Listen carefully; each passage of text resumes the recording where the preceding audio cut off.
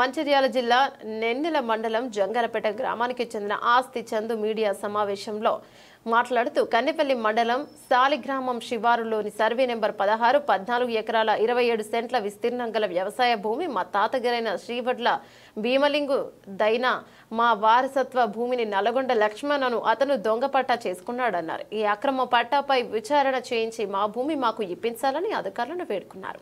నా పేరు ఆస్తి చందు, మంచిర్యాల జిల్లా సాలిగామ గ్రామంలో మా తాతల నాటి నుంచి మాకు వారసత్వంగా వచ్చినటువంటి భూమి మేము ఆదిమ గిరిజన తెగకు చెందిన పీటీజీ తెగకు చెందిన వాసులము, ఆదివాసులము.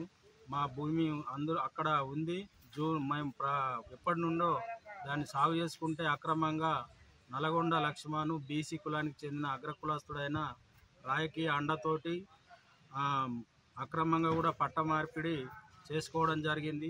దానిపైన హైకోర్టులో నేను పిటిషన్ వేసి స్టేటస్ కో ఆర్డర్ కూడా తెచ్చుకోవడం జరిగింది. తెచ్చుకున్నప్పటి నుండి నేను సాగు చేస్తున్న, అంతకుముందు నుంచి కూడా సాగు చేస్తున్న గత 25 సంవత్సరాల నుండి ఎప్పుడు నాకు ఎలాంటి ఇబ్బందులు కలగలేదు. కానీ ఈ జూన్ నెల నుంచి గంగారాం అనే ఎస్ఐ కన్నెపల్లి గారు చాలా ఇబ్బందులకు గురి చేస్తుండు. ప్రతిసారి ఫోన్ చేసి నువ్వు భూమి మీదకి పోవద్దు, నీ మీద అక్రమంగా కేసులు పెడతా అని చెప్పి నేను బెదిరిస్తుండు. మళ్ళా భూమి నేను దున్నితే భూమి మీదకి ఉరికొచ్చి నువ్వు కేసులు పెడతా, లేకపోతే నేను ఈడ్చకపోతా అని చెప్పి భయభ్రాంతులకు. పేరు గట్టు బానేష్, నేను కాంగ్రెస్ పార్టీ డిసిసి సభ్యులు, జిల్లా కాంగ్రెస్ కమిటీ మెంబర్.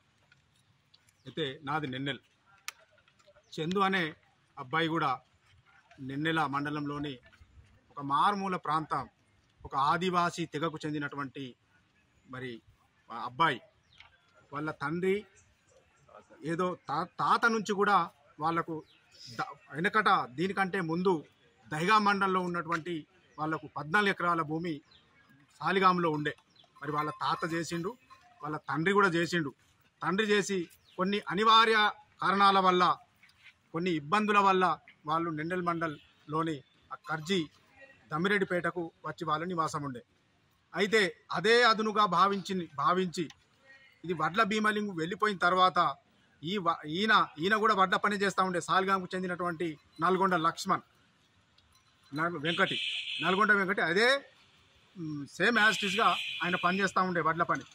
అందులో ఏమైందనంటే ఈయన కూడా వడ్లోడే కాబట్టి ఆయన ఎంటర్ అయి, అది ఇనాం భూమి కాబట్టి ఆయన కూడా ఎంటర్ అయి, ఆయన రెవెన్యూ డిపార్ట్మెంట్ను ఆయన ఏ విధంగా మేనేజ్ చేసుకున్నాడో మాకు తెలియదు. కానీ మరి ఆయన ఎంటర్ అయి ఆయన ఒక 5-6 సంవత్సరాల నుంచి 10 సంవత్సరాల నుంచి ఆయన కూడా దున్నుకోవడం జరిగింది.